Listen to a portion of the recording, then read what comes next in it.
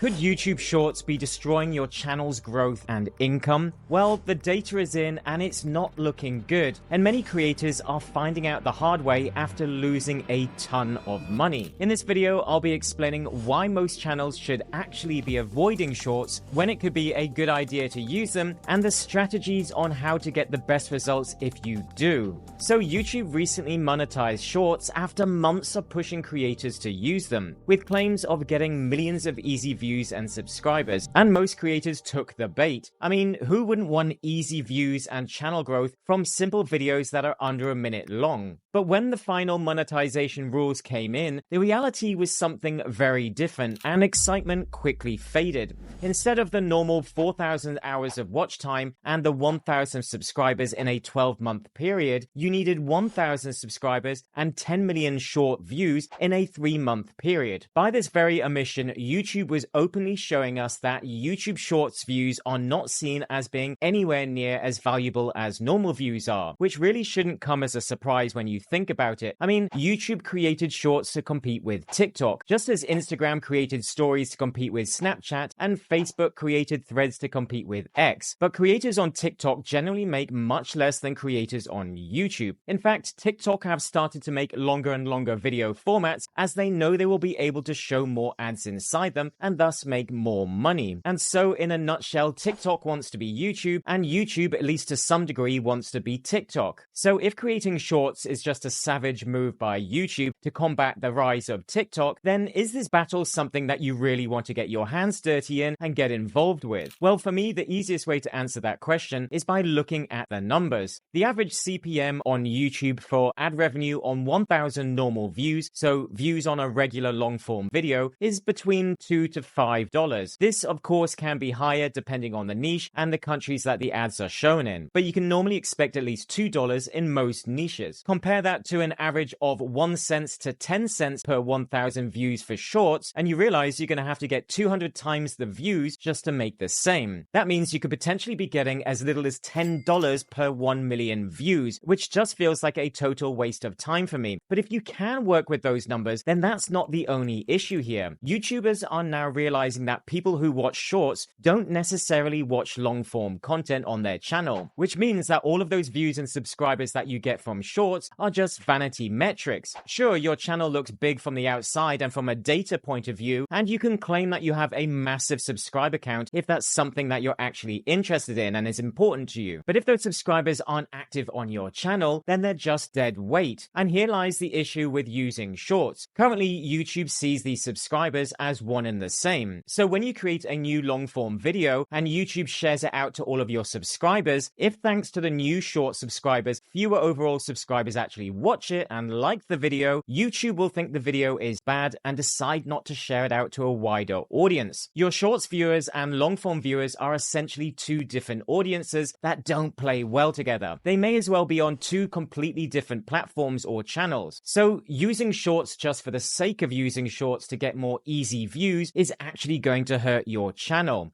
You need a broader content strategy to make it work, which we will get into in just a moment. But not all views are made equal, and this just goes to show that just because YouTube releases a new feature, it doesn't mean that you should automatically use it on your channel. Think of this like updating your computer or phone to the latest operating system when it's released. Apple is a prime example of this. It normally comes with bugs and unexpected issues, which is why most people say that you should wait or only use it when the bugs are fixed. There are so many new features being rolled out on YouTube all of the time, but that doesn't mean that they're good for your channel or that you will make more money from them. It just means that they're testing something new and that you and your channel are potentially going to be their crash test dummies. That's not cool.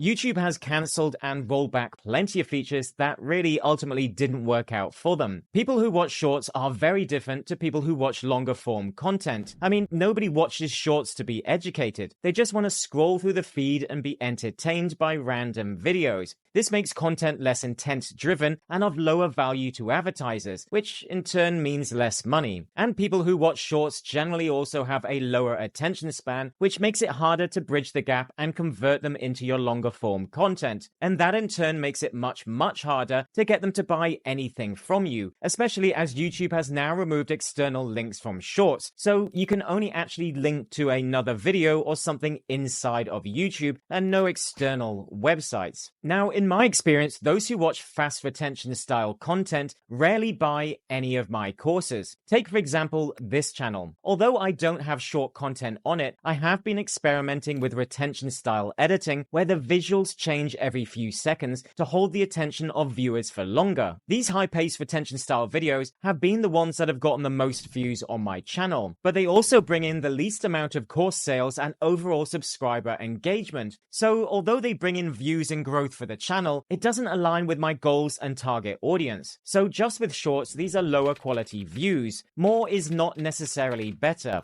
A few thousand of the right views can make much more money than hundreds of thousands of the wrong views. And as an education channel, it's just pointless vanity metrics. A profitable channel is not about being big. Not all views are made equal, and most of us seem to forget that. If you think about your channel goals and what your viewers actually want, you'll quickly realize if shorts are right for you. I mean, if someone has a short attention span and I can't even get them to watch my longer form content, how likely do you think they are to buy an 8-hour course from me? Yeah, exactly. Not very. I want people who are willing to watch slower, perhaps a little bit more boring editing styles. Viewers who actually want to learn and connect with me. Now, that's not to say that I don't need to make my videos better, and improving the quality of my videos is something that I'm personally working on this year. But by understanding your channel's mission and what your audience actually needs from you, you can decide if shorts are a match for your channel. Take, for example, Alex Hormozi. He was looking to build brand awareness and to generally be seen everywhere. And after putting out a huge amount of free evergreen content and training, it made more sense for him to produce short content to reach a broader audience. He believes in leveraging the attention economy and has a bigger long-term goal. He has nothing to really sell his audience other than a couple of books, and he doesn't need the money from ad revenue. Attention and brand awareness is his goal for the channel. He wants to stay in people's minds as the entrepreneur guy, so that when he does decide to finally leverage that attention, it will be on a massive scale, just like with his recent investment into School.com. Now, we can argue that he has since cut back on shorts and started focusing on long-form content again, and if I had to guess why, I would say it's because he's realized that short content viewers just aren't as valuable to him. But his name has exploded and everyone now knows who he is. He's literally on every podcast you can imagine these days, and he can repurpose those podcasts into longer form videos or even hundreds of shorts videos to be used everywhere from YouTube and TikTok. And this is how I think shorts should be leveraged on YouTube, as part of a larger content strategy to build brand awareness, not just as separate smaller videos. Let's say, for example, you were a podcast channel like Modern Wisdom. You record your episodes in advance and release long form and short clips to build interest before you release the main podcast. People will watch these, and when they can't find the full show, they will subscribe to the channel to find out when it drops. This is a great strategy, as when you do release it the following week, you can link those videos to it,